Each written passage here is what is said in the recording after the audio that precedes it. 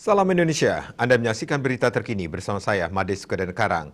Pemirsa, hanya perlu waktu 2 hari bagi Bali memecahkan rekor kematian akibat COVID-19.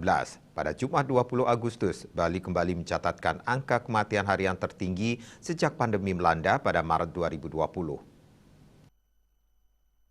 Angka kasus baru juga sudah 2 hari balik lagi ke 4 digit, bahkan kumulatif kasus COVID-19 yang ditangani sejak pandemi berlangsung sudah melampaui 100.000 orang.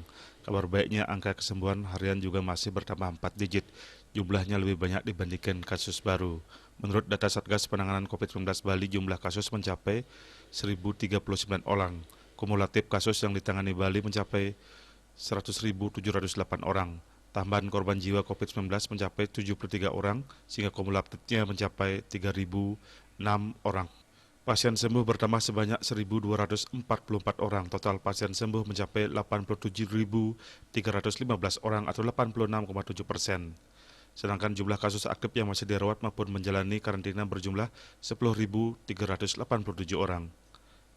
Untuk bor ICU terisi sebanyak 246 bed atau 72,99% dari 337 bed.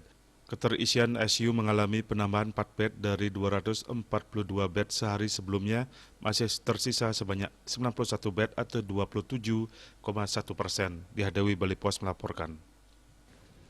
Pemirsa, untuk mencegah penyebaran COVID-19, ingat pesan Ibu selalu terapkan 3M, wajib memakai masker, mencuci tangan, menjaga jarak, serta hindari kerumunan. Dengan penerapan perilaku 3M, Indonesia segera terbebas virus corona menuju Indonesia maju. Update terus informasi Anda dengan subscribe dan like YouTube channel Bali TV @newsbalitv.